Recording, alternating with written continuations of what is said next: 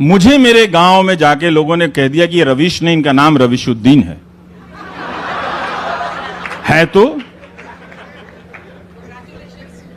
है तो क्या हो गया? क्या वो देश का नागरिक नहीं है? अब कागज मांगोगे? तो इसीलिए अब एक ही पहचान नागरिकता की होनी चाहिए। वो यही कर रहे थे। टीवी एंकरों की भाषा देखिए, खराब अंग्रेजी माफ की जा सकती है इस देश में। बहुत लोगों की खराब अंग्रेजी है, मेरी भी है, ऐसी बात नहीं है। लेकिन उस अंग्रेजी का इस्तेमाल करके सबसे पहले जब आप अपनी नागरिकता कब हारते हैं? जब भाषा हार जाते हैं। नागरिकता हासिल करने के लिए जरूरी हो कि भाषा में एक तरह का संयम और समानता हो, उसमें प्यार हो, उसमें स्पेस हो। जब ये सारी चीजें खत्म कर दी गई और you where is the liberal tonight,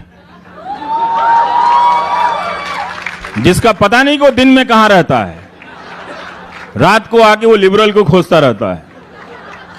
तो ये टेलीविजन के जरिए, और आप लोग देख रहे थे कि बड़ा भारी ऑक्सफोर्ड से कोई पढ़ के आया है,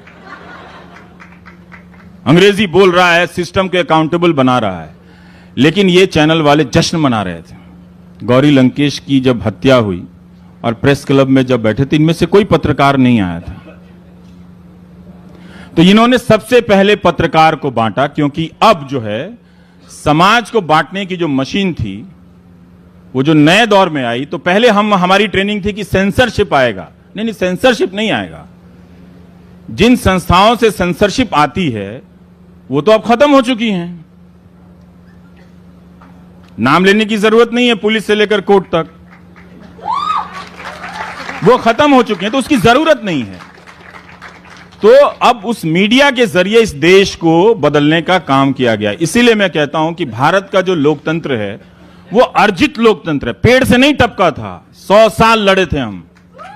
जब बाहर भारत पाकिस्तान बंटवारे के बाद हिंदू मुस्लिम सिख के तीनों के आपसी दंगे चल रहे थे, तब संविधान सभा में लोग बैठकर अपनी अकल लगा रहे थे कि हमें उस हिंसा से प्रभावित नहीं होनी है। एक ऐसा संविधान बनाना है जो आगे चलकर लोगों के जहन पर तर्क को कायम करेगा।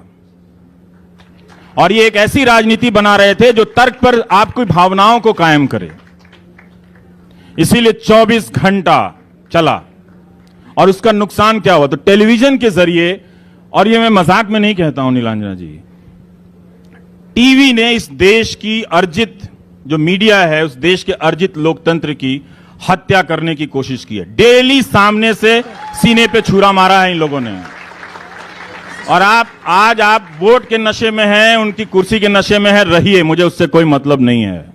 10 साल बाद मेरी हर बात को पलट कर देखेंगे कि कोई कह रहा था कि सामने हत्यारा है और आप उसे गले लगा रहे थे। यह हुआ आपके देश में 800-900 चैनलों को लगाकर। तभी मैंने कहा था कि आप टीवी मत देखिए, इससे आसान तरीके से आप इस सरजमी की सेवा कर ही नहीं सकते थे। अपने घर में टीवी बंद करके शाम को पार्क में चले जाइए, डायबिटीज का भी समाधान हो जाएगा, बीपी का भी समाधान हो जाएगा, आप खुश नजर आएंगे। लेकिन टीवी ने आपको बीमार कर दिया, सूचनाएं गायब कर दी गई। वो इसलिए कर रहा था कि उससे ये कोशिश थी कि आपको सिटीजन नहीं बनने देना है, क्योंकि आप बन रहे थे और उस बनने की प्रक्रिया में चले थे। तभी तो रामलीला मैदान में तिरंगा लेकर गए थे ना, उसके पहले तो आप नहीं जाते थे। तो आप उस रास्ते पे चल रहे थे। तो नागरिकता की जो पहचान है वो एक दिन में 10 साल में नहीं हासिल होगी, बहुत जमाने लगेंगे उस पहचान को लाने में, जो हमने उसके लिए कभी मेहनत नहीं की। और उस मेहनत को खत्म करने के लिए, जनता को भीड़ में बदलने के लिए टीवी का इस्तेमाल किया गया। और इसीलिए आप कह रहे हैं कि जब उस भीड़ में औरतें बोलने लगीं तो समझ में नहीं आया कि कैसे डील करें। तो वो कह रहे हैं हमें माध्यमों की जरूरत नहीं है। इसका मतलब है कि अब अक्षय कुमार इंटरव्यू नहीं करेंगे, प्रसून जोशी ये इंटरव्यू नहीं करेंगे कि ये फकीरी।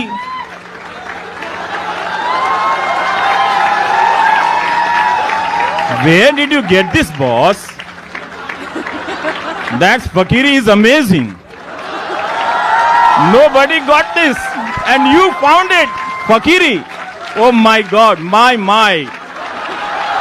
Here we are sitting in London. and we found fakiri. Let's have fakiri tonight. Let's hit the floor, let's dance. We have got the fakiri.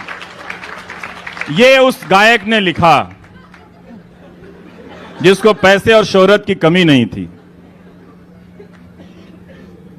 दिखता वही है जिसका खजाना ज्यादा भरा रहता है।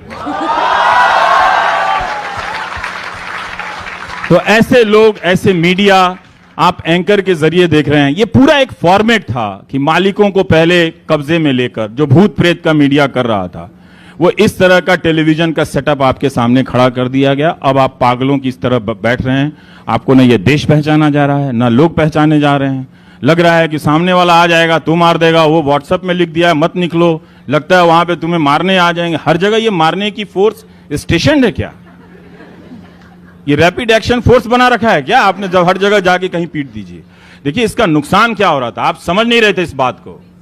जब अलवर में पहलू खान को मारा गया और जब बुलंदशहर में सुबोध सिंह को मारा गया, तो सिंपल हिसाब हिंदू मुसलमान में ही समझा देता हूं। दो लोगों को मारने के लिए 100 हिंदू परिवारों के लोग गए थे। जिन हिंदू परिवारों को हिंदुत्व के नाम पे आप आगे ले जा रहे थे, उन्हें बनाना था डॉक्टर, नौजवानों को बनाने लगे आप क्या? पहलू खान, तबरेज, सुबोध कुमार सिंह का हत्यारा। तो आपके घरों के बच्चे हत्यारे में ना बदलें, इसलिए बोलने आया था कि इसको बंद कर दो। इसके बगैर भी आप उन्हें पसंद कर सकते हैं बिल्कुल, और आपको अच्छा लगेगा पसंद करके। क्योंकि जब भी ये बात होती है, एक फोन आता है, बोलने से क्या होगा, इस बार उन्हें 400 सीट आ जाएगी, 545 आ जाए, उससे क्या होगा? हम उनके सीटों को हराने के लिए नहीं बोल रहे हैं। हम अभी भी नहीं बोल रहे हैं कि आप उनसे दूर चले जाइए। मैं सिर्फ बोल रहा हूं कि ये जो चीज है हिंदू मुसलमान की, वो अब बहुत हो गया, इसको अब दूर कीजिए। यहां से नहीं चल सकता इस देश में। अब ये हमारे घर के लड़के बर्बाद हो जाएंगे, आपके ही घर के लड़के बर्बाद होंगे। जो दिन भर व्हाट्सएप पे चलेगा, उसको लगेगा कि एंटाइटलमेंट मेरा इतना है कि सड़क पर 5 रुपए की लड़ाई में कोई अमर किसी अकबर को मार आएगा। जिस अमर को आपने बहुत प्यार से बड़ा किया होगा, अच्छा बेटा बनेगा, वो हत्यारा बनकर किसी दिन घर लौटेगा। पुलिस और टीवी तो बचा लेगी उसको, लेकिन आपको भी जानकर अच्छा नहीं लगेगा कि आपका बेटा हत्यारा हो गया है। इसलिए बहुत जरूरी था कि ये सामने से बोल दो। माने या ना माने, ये आपकी मर्जी है। आप जिसको 400 सीट देना है, 800 सीट देनी है, आप देते रहिए। आपका प्यार है, आपका दिल है, आप जानो। लेकिन आप इस दुकानदारी को बंद करो अभी। आप इसको तुरंत, इसको इस साल, इस महीने इसको अब बंद कर देनी चाहिए। बहुत अच्छा बसंत का मौसम आ रहा है, थोड़ा एंजॉय भी कीजिए, थोड़ा तो एंजॉय भी कीजिए। कितना लड़ेंगे हम किससे? हमने 84 भी देखे, हमने 2002 भी देखे, हमने भागलपुर भी देखे। अब हम और नहीं देखना चाहते हैं। छोड़ दो ना, जो हो गया सो हो गया। हमारी अदालतों में इतना दम नहीं था, पुलिस में इतना दम नहीं था कि उसकी वो संस्थाएं हम बनाए नहीं। अगर हम नागरिक होते तो हम इंस्टीट्यूशन बनाते और उस इंस्टीट्यूशन से इंसाफ मिलता। वो भी नहीं मिला। ना 2002 का मिला, ना 1984 का मिला, ना 1990 का मिला। किसी को नहीं मिला। कश्मीरी पंडित को नहीं मिला, किसी को नहीं मिला। और सब अपने अपने जख्मों को लेकर घूम रहे हैं। आहत लोग, घायल लोग घूम रहे हैं। कोई उनको गले लगाने वाला नहीं है।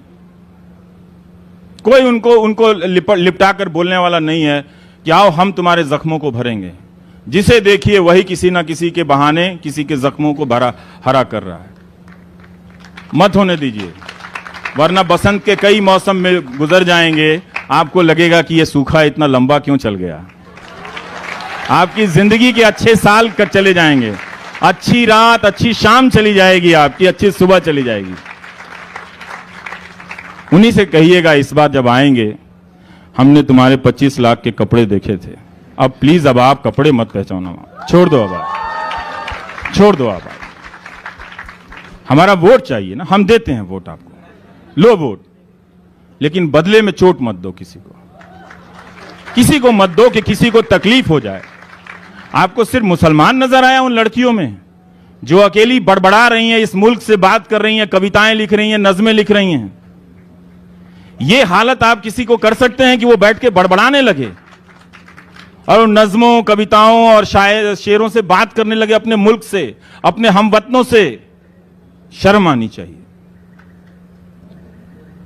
ये हाल कर दिया गया है लोगों ने। तो ये होना था, क्योंकि मैं देख रहा था कि इसकी मंजिल वहां तक है। अब वो नफरत उस मंजिल पर पहुंचती हुई नजर आ रही है, वो उससे आगे भी जाएगी। अगर आप अब भी अपनी कुर्सियों से नहीं उठे, वो नफरत आपके घरों तक भी आने वाली है।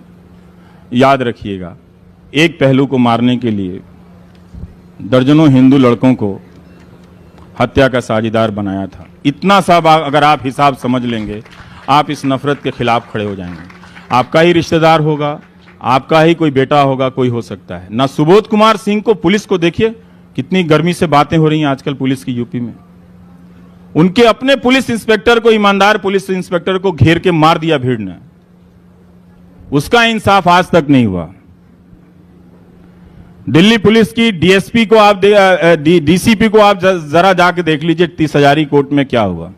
मालूम नहीं जो रिवॉल्वर गायब हुई थी, जो पिस्टल, वो मिली कि नहीं मिली। तब किसी ने गर्मी नहीं दिखाई थी। वकील पुलिस वालों को मार रहे थे, तब किसी ने गर्मी नहीं दिखाई दी थी। हम ही बात कर रहे थे। हफ्ता हफ्ता दिन अदालतें बंद रही थी इसी दिल्ली में, तब किसी को ट्रैफिक जैम नजर नहीं आया था।